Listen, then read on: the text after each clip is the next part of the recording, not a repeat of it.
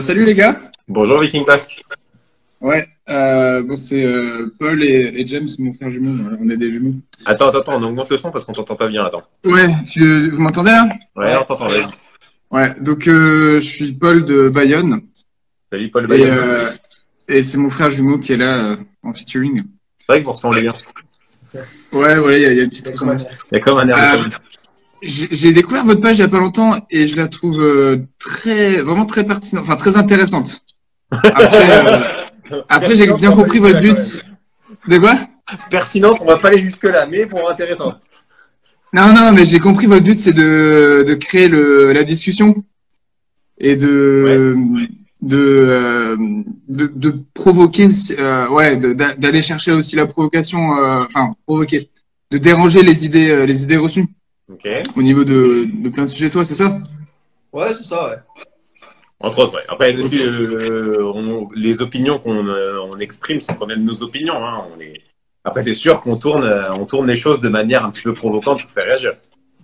Voilà, parce qu'il y a de ça, parce que par exemple, parce que des fois j'ai pas l'impression que, enfin, je sais pas, vous postez un truc et c'est pas clairement défini quelle est votre opinion, si c'est un truc ou un autre, mais comme c'est sous forme de question, on sait pas forcément si vous êtes tranché d'un côté ou de l'autre, parce que la question en elle-même est provocatrice. Ouais, je pense que ça dépend des sujets. Oh, sur quel sujet, par exemple? Bah là, le sujet parce que j'ai regardé différents posts, j'étais ah ouais c'est cool, j'aime bien leur manière d'aborder ces questions. Et puis je tombe sur le post sur le mariage. Ouais. Le sexe avant le mariage, pourquoi pas? C'était quelque chose dans le genre. Ouais. Ouais. Et du coup, c'est quoi votre opinion là-dessus? Rentrons dans le vif du sujet, mettons les pieds dans le plat. Mais pour le coup, hein. Vas-y. Pour le coup, t'as lu le post ou pas, du coup, ou pas? Ou pas du tout? Bah je suis pas allé dans le détail en vrai parce que j'ai du mal à cerner comment parce que vu que c'est 4 photos, je savais pas où trouver le post. Enfin, je suis pas allé au bout du truc. Ok, pas de problème. Mais en gros, rapidement, notre opinion, en gros, l'idée, c'était de dire que le mariage, comme on entend aujourd'hui à la mairie, etc., c'est plus à une construction culturelle. En fait, ce qu'on a remis en question, c'est qu'est-ce qu'on appelle mariage, à partir de quand je suis marié. Et en tout cas, pour nous, notre avis, c'est que le mariage, c'est un engagement. Et après, ce qui varie en fonction des cultures, des époques, etc., c'est la forme qu'on va prendre cet engagement. Et aujourd'hui, en France, le mariage, c'est une signature à la mairie, devant le maire, etc. Mais en réalité, et c'est ça qu'on questionne, en fait, c'est qu'est-ce qui fait mariage? C'est ça. Voilà. Et en gros, notre avis, c'était que l'engagement, c'est avant tout un engagement moral entre deux personnes. C'est ça. Oui. Voilà. Qui n'exclut pas le mariage traditionnel tel que. Mais pas du tout. Qu'est-ce que t'appelles le mariage traditionnel, tiens? Bah le fameux passage mairie église. Ouais. Parce que genre, pour moi, déjà, il y a une distinction entre les deux, tu vois, entre le mariage à la mairie et le mariage à l'église, tu vois. Et en France, oui, déjà, en plus. Mais tu vois, c'est justement, encore une fois, ça montre à quel point, en fait, la manière dont on institutionnalise le mariage est très différente. Dans certaines cultures, le mariage n'a pas besoin de passer devant les autorités pour être reconnu comme valide par la famille, les amis, tu vois, tout ça. Donc, tu vois, pourquoi, et donc. Surtout dans les pays musulmans. Comment? Surtout dans les pays musulmans. Bah, en fait, dans tous les pays, dans beaucoup de pays, surtout d'origine plutôt orientale, en fait. Je veux dire, Oui. dans la culture hébraïque de l'époque de Jésus, c'était à peu près pareil. Donc, c'était pas Oui, forcément non, mais musulman. après, clairement, c'est une question intéressante. Ça vaut le coup de mettre les pieds dans le plat sur ce sujet parce qu'il y a ça peut mener, enfin, une mauvaise compréhension de ce sujet peut mener à des dérives, à l'idée que le mariage aurait quelque chose de sacré en lui-même, qu'il y aurait quelque chose un peu de magique qui se passerait au moment du mariage. C'est ça. Et c'est complètement faux. Hein. S'il y a quoi que ce qui se passe, Tu vas aller sur la méthaline. s'il y a quelque chose qui se passe, c'est plutôt le contraire. C'est la magie qui y avait peut-être avant qu'il n'y a plus. Et oui. Et puis au fond, qu'est-ce que c'est le mariage d'après la Bible? Qu'est-ce que la Bible décrit comme étant mariage? C'est ça. Bah, c'est ça. Et c'est pas le mariage qui fait l'engagement, c'est l'engagement qui fait le mariage en fait. Exactement. Bah, nous, c'est ce qu'on dit. Après, il y a beaucoup de gens qui sont pas d'accord avec nous. Hein. Mais peut-être pourquoi- remarqué. Mais Ouais. Et pourquoi? Parce que du coup l'angle c'était provocateur, c'était le sexe avant le mariage, mais c'est ça? parce que, alors, je sais pas c'est quoi ton background à toi, mais nous, on est issus de monde d'églises chrétiennes évangéliques, dans laquelle le dogme, c'est il doit pas avoir de sexualité avant le mariage compris comme étant passage à la mairie, voire même le passage à l'église. Oui. Donc, ça veut dire qu'en gros, entre les deux amoureux, quoi, il doit y avoir une abstinence totale sexuelle avant que le mariage soit célébré à l'église ou à la mairie. Ouais, ça c'est le point de vue de la plupart des églises évangéliques ou même catholiques, en fait. Et moi, personnellement, je dis, enfin, ce qu'on disait aussi dans le post, hein, on l'a écrit, c'est que, en soi, nous, on dit que le mariage, c'est l'engagement moral entre deux personnes à s'aimer, bien sûr, comme le modèle biblique, en fait. C'est ça l'essence du mariage. Et que entre guillemets, les promesses n'engagent que ceux qui n'y croient. Et donc ça peut être défendable de dire, moi je préfère attendre avant le mariage parce que je considère que je considère attendre le mariage avant la mairie parce que je considère que c'est une marque d'engagement, en plus de l'engagement verbal qui en soi peut être brisé n'importe quand. Je considère que j'ai besoin de cet engagement-là qui est plus institutionnel pour mesurer le sérieux de ta parole, c'est ce que je veux dire. Et en soi, c'est pas déconnant comme approche, tu vois. Oui, mais c'est une couche culturelle, c'est une couche de sagesse par-dessus. Mais il faut faire la distinction entre ça et ce qu'on appelle l'essence du mariage, tu vois. Et pas faire la guerre à ceux qui n'ont pas nécessairement envie de mettre en place ces protections-là. Il y en a qui se marrent parce qu'à chaque fois qu'on parle, on fait un live, on rediscute de ça, quoi. Ah oui. Oui, c'est ça, genre. Ça fait 1 an, ça fait 6 mois, mais genre, première question. Ouais, le mariage d'ailleurs. Mais moi j'ai regardé. En fait, j'ai scrollé sur tous vos posts et c'est le seul qui m'a. Le mariage. C'est le seul qui m'a choqué. Enfin, c'est celui qui m'a choqué le plus dans tout ce que j'ai vu. Mais du coup, ça exclut pas le. C'est bizarre là. Donc pour vous, des gens qui sont pas passés devant le maire, il y a rien dans la Bible qui irait pour ou contre déjà parce que de l'écriture de la Bible, le maire ça n'existait pas, tu vois. Donc déjà c'est compliqué. Moi, ce qui me semble, c'est que la Bible, pour moi, elle prévoit le sexe dans le cadre de l'engagement. Mais un engagement à vie. Oui. Voilà, non mais bien sûr. Non, mais après, on peut disserter après sur la notion d'engagement, ce qu'on appelle l'engagement, etc. Et pour moi, il y a clairement cette notion-là dans la Bible, cette notion d'engagement. Et oui, cet engagement à vie. Donc pour moi, c'est ça l'essence de l'engagement. Après, comme disait Émile, genre, on n'est pas contre le fait d'aller signer à l'huile. Je veux dire, moi, je suis marié, je suis allé signer à la mairie. Enfin voilà. Donc j'ai pas de problème avec ce principe-là. Mais simplement, je pense que c'est important de faire la différence entre ce qui est ce que je fais par précaution, par sagesse, dans ma culture à moi, avec ce qui me semble pertinent pour et ce qui est biblique. Mais après, il y a aussi j'aime aussi dans l'autre sens. Genre, si quelqu'un est prêt à s'engager avec moi verbalement, mais pas prêt à aller signer à la mairie, je pense que je peux légitimement questionner son engagement, enfin la pertinence ou la validité de son engagement. Oui. Oui, parce que la signature à la mairie, c'est pas comme si ça coûtait très cher. C'est ça. D'ailleurs, t'es même pas obligé de le faire avec une grande fête qui coûte cher. Oui, voilà. Genre, ça coûte cher. Mais en vrai, ça c'est vrai dans 95% des cas. Mais tu vas toujours avoir 5% des cas où si à la mairie, pour X ou Y raison, ça peut être compliqué. Par exemple, le Covid. Oui. Moi, je donnais. Par exemple, mais ça ou alors. Ton avion s'écrase, c'est sur une île déserte. Non, mais même sans ça, je sais pas, moi je connais des amis, ils ont pas la nationalité française, ils font un acte de naissance, c'est au pays c'est galère d'avoir un acte de naissance, il faut qu'ils attendent 9 mois pour se marier parce qu'ils ont pas de papier. Bon. Bon voilà, c'est moi dans ce genre de situation où je suis en mode genre est-ce que condamner fermement le sexe avant la signature à la mairie après il y a quand même dans l'application biblique du mariage, enfin juive en tout cas, pas forcément biblique mais dans la culture juive, il y avait les fiançailles qui duraient 1 an avant le mariage et qui était une période de 1 an où il y avait déjà un engagement et ils attendaient 1 an après l'engagement pour consommer la relation sexuelle. Mais du coup, les fiançailles, c'est un engagement à quoi? Un engagement, comme on lit avec Marie et Joseph, c'est un engagement à se marier.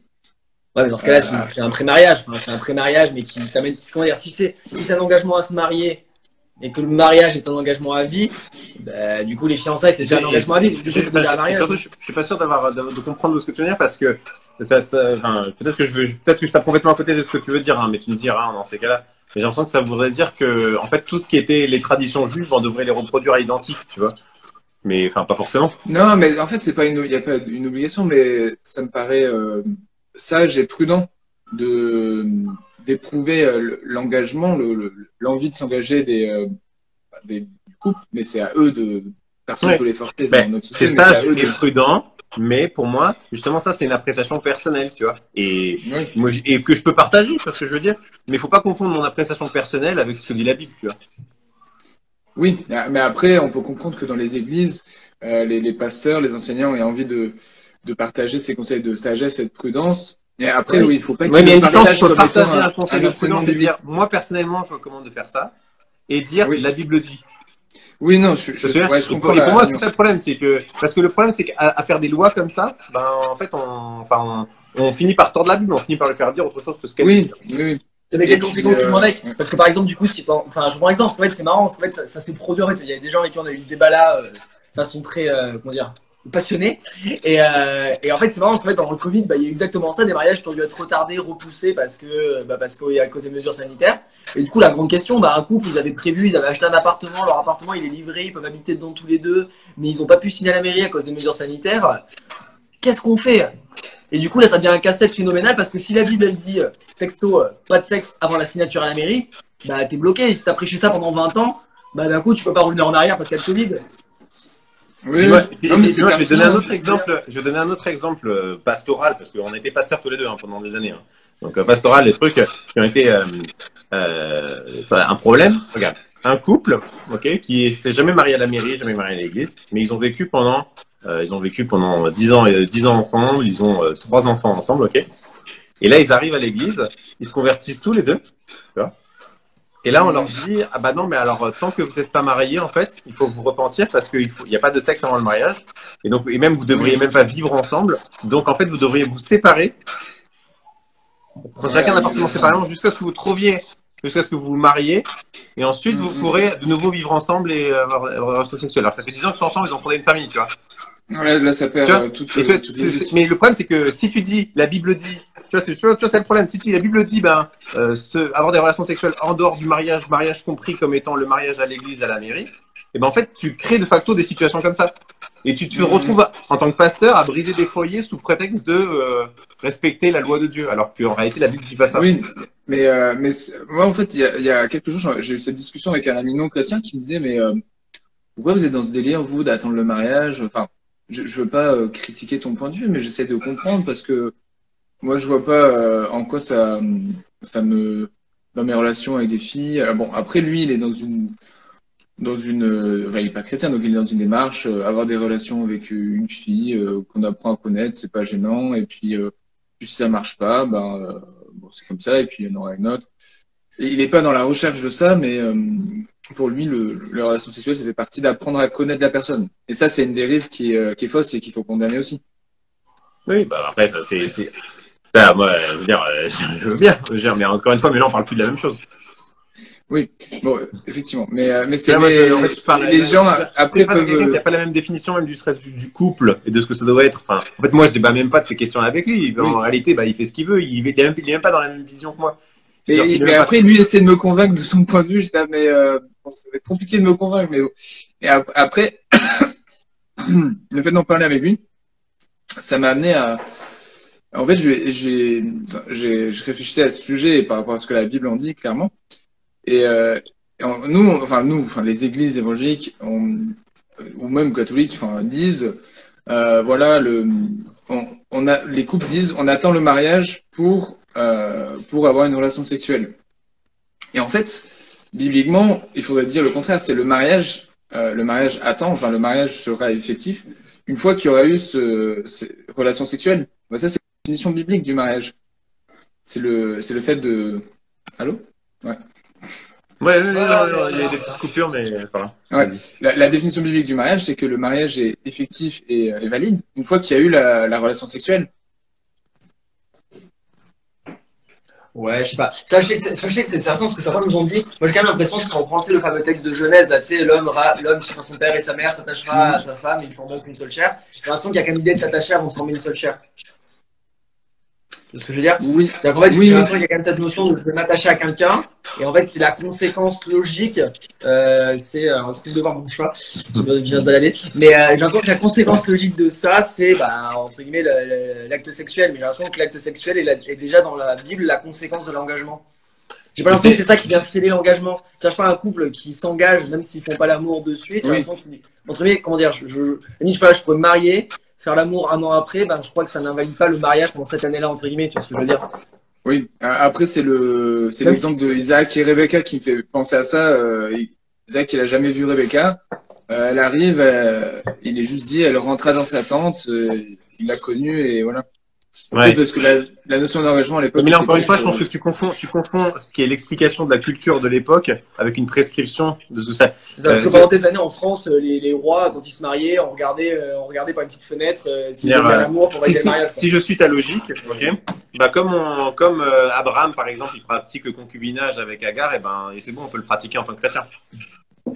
Non, mais je cherche pas à faire. Non, mais tu vois ce que je veux dire, c'est le problème, c'est des questionnements. Le problème surtout pour moi de dire que le mariage c'est la relation sexuelle, c'est que pour ceux qui pour x y raison n'ont pas moyen d'avoir une relation sexuelle, ils peuvent pas se marier quoi. Ouais, mais donc c'est sur quel passage biblique vous basez cette idée de mariage? C'est sur le texte de Genèse. Genèse 2, 24, je crois de mémoire. En gros, c'est l'homme qui sera son père et sa mère. Genèse 2. Genèse chapitre 2. En gros, c'est l'institution du couple, avec. Oui, voilà. Donc voilà. Alors juste, excuse-moi, mais juste parce que je lis un peu ce que disent les gens. Oui, c'est clair, ça peut rapidement pour ceux qui donnent la pensée. C'est Genèse 2, 24, c'est ça. Je suis fier de moi. Est-ce qu'il y a d'autres questions qui sont là d'ailleurs? Non. Il n'y a pas d'autres questions. Après, moi, j'ai un sujet qui, je pense, qui doit revenir souvent ou qui reviendra souvent dans le futur. Vas-y. C'est par rapport au décolleté. Regarde, t'aimes bien le ok, mais du coup, par rapport au décolleté, ouais. Votre point de vue, j'ai vu votre point de vue, j'ai regardé, là, j'ai lu le post, j'ai réussi à trouver le post, j'ai compris un peu le principe. Et c'est vrai que c'est intéressant. Mais ouais, ce serait bien d'avoir l'avis de fille dessus. Je vois si ma belle-sœur est disponible. Alors, si jamais Esther Boncel, c'est ma femme, c'est pour ça qu'elle dit j'aime bien. Voilà, si jamais. Elle aime bien, attendez. Sous-titres. Qui ça? Esther BCL dit moi j'aime bien. Voilà, c'est ma femme qui est dans la chambre derrière avec le bébé. Voilà, c'est pour ça que. Bref. Ok. Je te laisse, Esther. C'est pas mon délire. En fait, tu voudrais la vie de femme. Bah oui, c'est toujours ça le truc, c'est qu'on est entre mecs en train de discuter. En fait, globalement, ouais, c'est ça. Après, on peut échanger nos avis, mais c'est pas. Ouais. En fait, sans aller forcément échanger nos avis, déjà dans les commentaires, si tu regardes un petit peu en dessous de nos posts, parce qu'en gros, toute la thématique qu'on a faite, là, ce que j'ai trouvé intéressant, c'est que globalement, les principaux avis contre, c'était des hommes. Alors peut-être que les filles n'ont pas osé, enfin, je veux dire, c'est toujours compliqué de se positionner sur ceux qui ne se sont pas exprimés. Mais déjà, globalement, j'ai trouvé qu'il y avait quand même quelques filles qui se sont exprimées en mode genre, on est d'accord avec vous, etc. Et que j'ai l'impression que les rares objections, elles sont venues d'hommes. Oui. Après, ça ne veut pas dire que les filles sont d'accord avec nous. Mais parce qu'en fait, moi, par exemple, je vais donner mon point de vue. Moi, je suis pas forcément, enfin, voilà, je suis pas un fondamentaliste, je suis pas contre les tenues d'été pour les femmes. Ouais. Mais c'est vrai que, alors avant, je trouvais ça, je trouve ça choquant. Ouais. Et j'ai voulu, maintenant, je trouve ça pas choquant. Qu'est-ce que tu trouves pas choquant? Juste. Bah, alors bon, c'est pas là, c'est pas les décolletés qui me choquaient, c'est les tenues juste des gens, même pas les chrétiennes, les femmes sur la plage qui parfois portent vraiment des maillots de bain minimalistes, ni haut ni beaucoup de tissu en bas. Et à ce point-là, je trouve ça, aujourd'hui, je trouve ça quand même gênant. Enfin, c'est dérangeant en fait, en tant qu'homme, de voir des femmes, surtout quand elles sont avantagées par la nature et si peu habillées. C'est gênant. Clairement, c'est gênant. Ouais, c'est quoi qui est gênant? C'est ça. Bah, moi, je trouve que, ce qui me dérange, je trouve que c'est par rapport, je me dis, une fille qui est jolie comme ça, elle sait qu'elle est jolie. Moi, ça me dérange par rapport aux femmes qui sont moins belles et souvent qui osent moins se dévêtir. Ouais, mais déjà. Ouais, je me dis, c'est un peu une manière de se la péter, je sais pas. Regarde, je vais prendre un autre exemple. Moi, ça m'énerve parce que par exemple, Émile, tu vois, c'est quelqu'un qui est super gentil, tu vois, à chaque fois qu'il parle, il a une super bonne relation sociale et tout, tu vois. Alors moi, à chaque fois que je parle, j'ai l'impression que les gens, ça les énerve, ils ont envie de me mettre leur poing dans la gueule, tu vois. Et tu vois, du coup, je trouve ça un peu pénible, tu vois, que Émile, tu vois, je veux dire, socialement, de ce que je veux dire, il s'épanouisse comme ça devant moi, tu vois, genre, pour moi, c'est gênant, tu vois, genre, parce que je veux dire, enfin, en fait, mon idée, c'est de dire, bah, genre, on n'a pas tous les mêmes, je sais pas, les mêmes. Le problème surtout, c'est que c'est une appréciation très personnelle, en fait. Le problème, c'est que, C'est ça. en fait, qui légifère sur la profondeur du décolleté ou sur le maillot de bain qui est trop minimaliste, tu vois? Non, mais il n'y a pas toi, tu vois, de. en fait, c'est tout, C'est c'est tout ce qu'il y a juste, en fait, moi, c'est juste mon point de vue personnel. Je suis, Oui, non, mais je suis agacé, mais c'est vraiment personnel. Je vais pas imposer ça à qui que ce soit. Je me dis, cette fille en question, je compare pas aux autres. Cette fille en question, elle est vraiment super belle. Par rapport, je me dis, si j'étais son copain, j'apprécierais pas qu'elle attire le regard d'autant de gars autour d'elle. Mais c'est plus, je me mets à la place de son copain et ou alors si c'était une chrétienne de son futur mari. Voilà, automatiquement, elle sait que, en étant si peu vêtue, elle sait qu'elle attire beaucoup de regards. Je pense qu'elle n'en est pas inconsciente. Et je me pose la question pourquoi elle, ça la dérange pas d'attirer autant de regards sur elle. Bah, peut-être juste qu'elle a envie de restreindre sa liberté parce qu'elle atteint peut-être qu'elle aime juste être habillée comme ça, qu'elle a pas envie de restreindre sa liberté. Et donc, en tant que copain ou mari, enfin, c'est pour faire un peu pour attirer les regards. Comment? Je sais pas, moi, tu vois, je suis allé au coiffeur, tu vois. Ou pour pas les attirer. Je suis allé au coiffeur. Non, mais toi, enfin, du coup, je sais pas si vous êtes tous les deux mariés. Frère, tu vois. Mais, quand les gens me regardent, il est frais, lui. Mais du coup, si toi, ta femme, elle s'habillait de la sorte, est-ce que ça te dérangerait pas ou ça te dérangerait un peu quand même? Bah, non. En fait, pour être honnête, j'ai pas vu en fait le maillot de bain dont tu fais référence. Mais en fait, d'une manière générale, c'est vraiment minimaliste. En fait, c'est des maillots de bain qui montrent vraiment toutes les fesses en plus de montrer tous les seins. Non, mais surtout, moi, je pars du principe que, bah, en fait, ma femme fait ce qu'elle veut, tu vois. Et bah, s'il y a des gens qui la regardent, en fait, moi, j'ai pas du tout un côté jaloux, quoi. Donc, bon, enfin. Attends, en fait, moi, ça enlève rien que. Pour pousser le truc à l'extrême. Que d'autres regardent ma femme n'empêche pas que. Ça, c'est parti, là, quoi. Que d'autres regardent ma femme, moi, ça ne m'enlève pas de pouvoir la regarder, donc je vois pas le problème, en fait. Attends, je vais lire un peu les commentaires. Alors, ce qui est dévalorisant pour une femme, en plus là c'est une femme qui parle, donc il y a mesdames qui parlent, donc on va les écouter. Ce qui est dévalorisant pour une femme, c'est le manque de dignité, vouloir attirer le regard de l'homme. En revanche, dans certaines cultures, elle ne porte qu'un bandeau et cela est normal. Ouais, c'est évidemment pour une femme, c'est le manque de dignité. En fait, parce que pour vouloir attirer le regard de l'homme, c'est forcément un manque de dignité. C'est ça. Ou je t'ai mal paraphrasé, Orlan, ou je t'ai mal compris. Et il y a Jessica qui dit. Je pense qu'on a un a priori sur le fait que les femmes bien faites sont bien dans leur peau, les femmes moins belles sont complexées. C'est pas du tout le cas. Oui, ça c'est clair. Esther qui dit mais du coup c'est pas au couple de décider, plutôt aux autres de dire ce qu'elle peut porter comme éducation des enfants. Bah, c'est sûr que déjà, c'est là aussi que dans un couple, je veux dire, concrètement, si un couple se met d'accord pour dire moi ta tenue me dérange, bon bah limite c'est l'affaire du couple quoi. Oui. Bon. Je sais pas, moi j'avoue personnellement, je sais pas, avec ma femme, je sais pas, je suis pas sûr d'être, je sais pas, elle est là, elle m'entend, je suis pas sûr que je lui ai souvent fait une réflexion en mode genre, tu t'habilles trop court. Je sais pas, a priori, après, je sais pas, après ma femme j'ai jamais baladé à poil non plus, donc bon, ça étant dit, mais je sais pas, même là encore une fois, ça concerne l'intimité du couple, et je veux dire, moi je suis quand même capable de me dire. Genre, objectivement, s'il y a une fille super jolie qui passe devant moi, qui est en petite tenue et que je peux pas m'empêcher de tirer la langue et de baver et de m'imaginer plein de trucs, que c'est quand même moi qui. Encore une fois, c'est quoi le problème? Ouais, non, mais je veux dire, on est d'accord, mais je veux dire, c'est quand même moi qui gère elle, enfin, je vais aller plus loin, c'est genre même. Moi, j'ai pas besoin de voir une femme au décolleté pour la trouver belle, quoi. Oui, tout à fait. Absolument. Donc, je veux dire, et j'ai pas besoin qu'elle soit en décolleté pour la désirer. Genre, moi, il y a des filles que je vois en hiver, hein, tu vois, tout couvert, tu vois, et je les trouve très désirables, tu vois, quand même. Oui, alors, c'est là l'intérêt de votre réflexion. Donc, en fait, donc, c'est quoi le problème, en fait, de désirer, tu vois? Là, je crois qu'on n'est pas d'accord, lui et moi. Non, mais on n'est pas un bloc, lui et moi. Non, mais c'est quoi le problème de désirer, tu dis? C'est la question que tu poses? Bah oui. Bah, c'est pas ta femme, c'est pas ta femme, c'est la femme de quelqu'un. Mais tu contrôles pas tes désirs.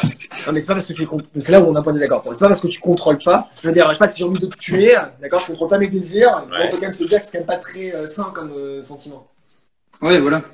Bah, si, tu peux avoir envie de tuer quelqu'un, l'important c'est de te retenir.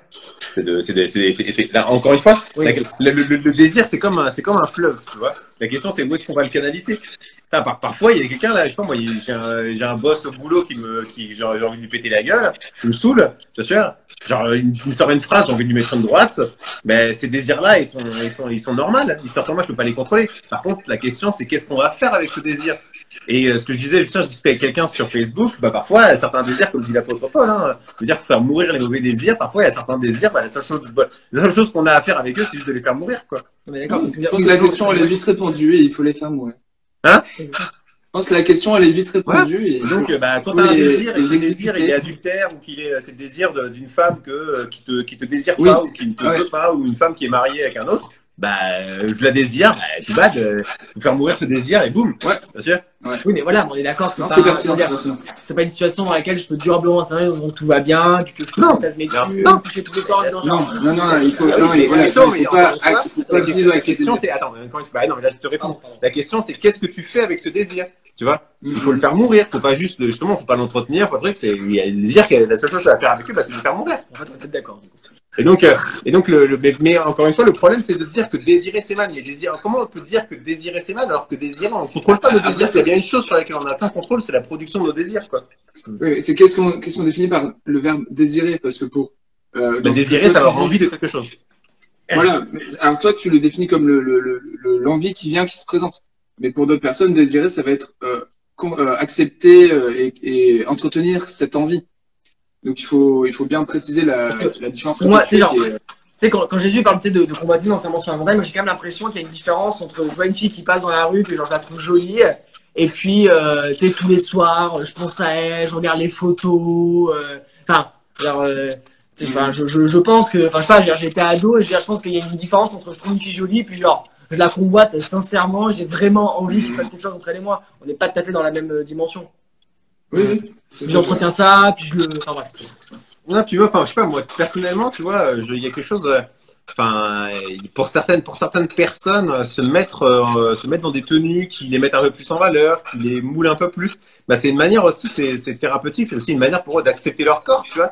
En fait, une fille qui fait le pas, ou un gars, hein, même, hein, qui assume et qui se dit, tiens, allez, sur la plage, je retire mon t-shirt et je me mets à torse nu, bah, c'est aussi une manière de se dire, bon, bah, tu sais, genre, allez, je laisse tomber mes complexes, j'assume mon corps comme il est, tu vois ce que je veux dire, avec, tu vois.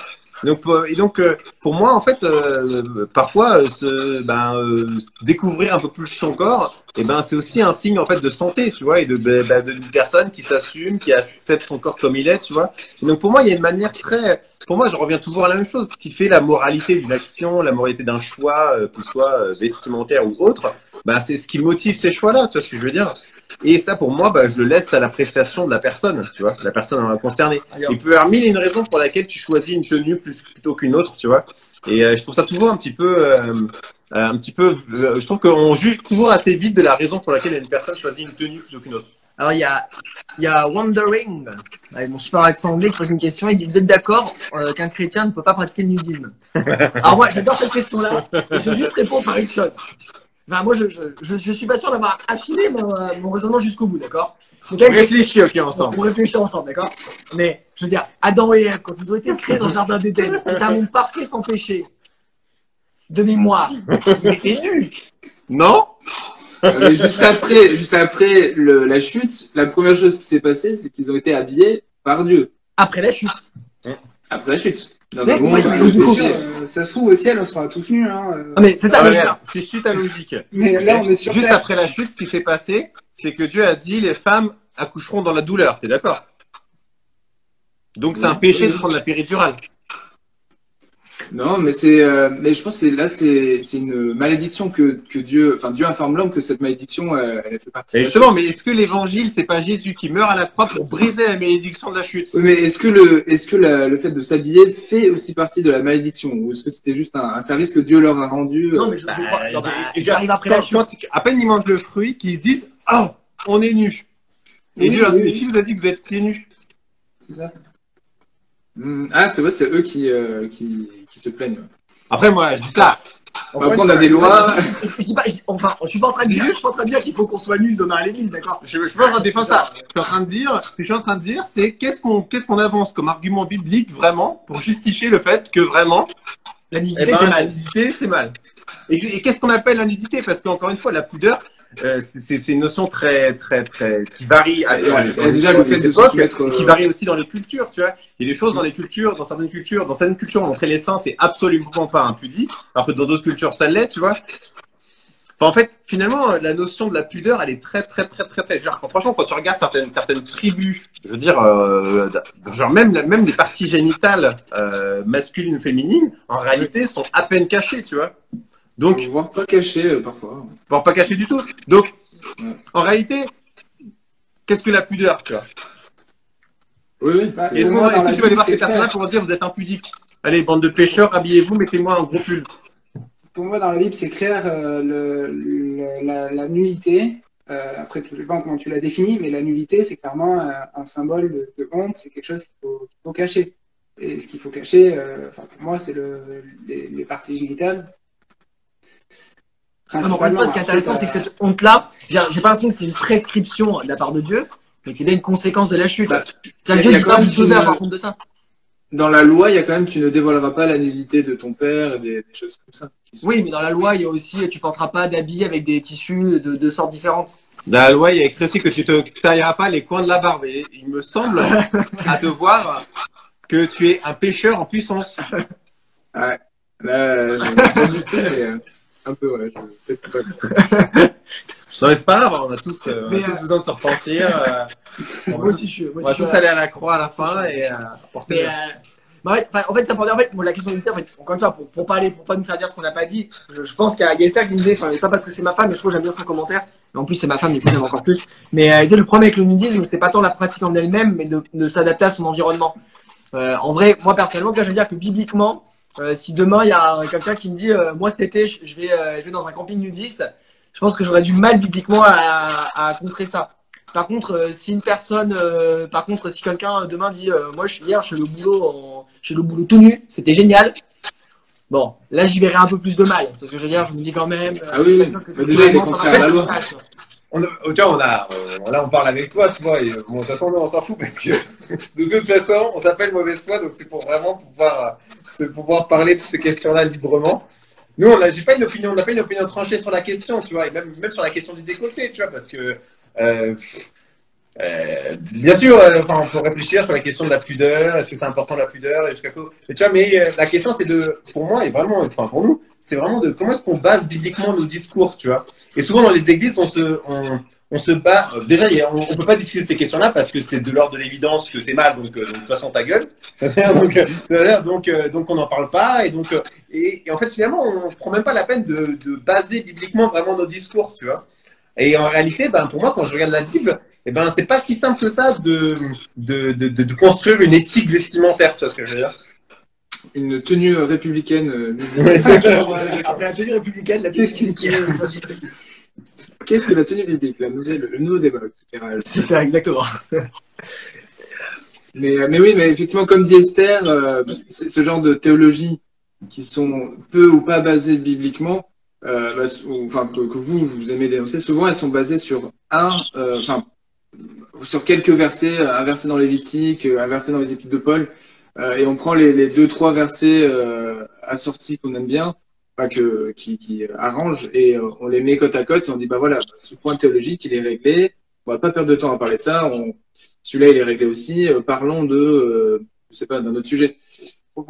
Et donc ces questions-là sont évacuées à l'aide de versets qui sont pris par-ci par-là et qui du coup peuvent amener à des conclusions fausses qui ne correspondent pas à la réalité du texte biblique dans son ensemble, du contexte. C'est un peu ce que dit Yves Emmanuel, ils disent on se base plus sur la culture chrétienne que sur la Bible, tu vois. Oui, culture chrétienne, judéo-chrétienne. C'est ça. Et pour moi, c'est important ça, parce que tu vois, il y a quelqu'un aussi qui disait ça tout à l'heure, c'était Monsieur Cool, je crois, qui disait ça, qui disait qu'en fait, il faut comprendre aussi que notre culture chrétienne, elle n'est pas qu'influencée par la Bible, elle a été influencée par énormément la culture grecque, une culture qui, par exemple, qui est très hostile au corps, tu vois, aux choses du corps, tu vois. Qui est pas du tout une culture. Tu vois, il faut questionner ces apports-là de la culture qui ont fécondé la culture chrétienne et que il faut avoir un regard critique sur ça, tu vois. Aujourd'hui, dans les églises, les questions sexuelles ont une gravité énorme, tu vois. Il suffit de voir les réactions sur tous les posts. De toute façon, c'est simple. Nous, tu sais, on peut voir les analytics, un peu les statistiques de notre compte Instagram ou Facebook. C'est simple, hein. Les posts qui ont le plus de réactions, c'est que ça traite tout le temps que de sexualité. Tu vois, c'est genre ça. La sexualité, il y a un peu sur l'église quand même. Et quand on parle de l'église aussi, ça Quand on critique. Ouais, c'est ça, quand on critique. On sent déjà que tout va bien, mais. Donc, mais tu vois ce que je veux dire? Donc, pour beaucoup de chrétiens, les questions sexuelles ont des questions énormes. Il suffit de voir la réaction que suscité les questions pour le mariage pour tous. Tu vois, c'est là, on touche à la question des questions sexuelles. Des chrétiens descendent dans la rue, tu vois. Le reste, on s'en bat les reins, mais ça, par contre, oui, tu vois. Et donc, et ça, faut le questionner aussi, tu vois. Pourquoi est-ce qu'on donne une telle importance aux questions sexuelles, tu vois, alors que la Bible, finalement, la question sexuelle est une question qui est marginale dans la Bible. Oui. Tu vois. Après, donc ça, c'est tout ça. Après, parce que les mœurs, on remarque. Moi, je parlais avec un ami que j'avais pas vu depuis 10 ans, et on faisait l'inventaire des jeunes qui étaient dans le groupe de jeunes à l'époque. Allez, sur les 10 jeunes qu'il y avait à l'époque, il y en a 5 ou 6 qui ont quitté l'église sur la base d'un mariage ou d'un concubinage avec une personne qui est pas chrétienne, voire une avec un musulman. Et enfin bon, peu importe qu'ils soient musulmans ou athées ou et il y en avait 6 ou 7 sur 10, enfin allez, 6 sur 10 à la louche, qui avaient quitté l'église sur la base de se mettre en couple avec quelqu'un qui n'est pas de l'église. Encore une fois, c'est des questions sexuelles. Ça s'y rapporte, voilà. Et mais donc, pour une question qui est marginale à la Bible, quand tu regardes le message biblique, les questions sexuelles sont marginales. Regarde Jésus, quoi. Il a traité ces questions-là de manière marginale dans son message. Je veux dire, et pour ces questions-là, des personnes en viennent à quitter l'église.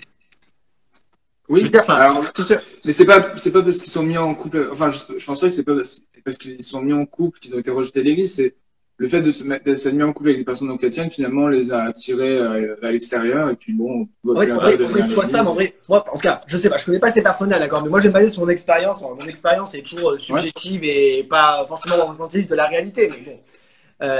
Moi, je connais des gens chrétiens engagés dans l'église, etc., qui à un moment donné, soit se sont rendus compte ou s'en étaient déjà rendus compte avant, mais ils ont essayé de faire leur coming out, ou alors ils se sont mis en couple avec quelqu'un qui n'était pas chrétien, qui n'allait pas à l'église, qui était musulman, etc.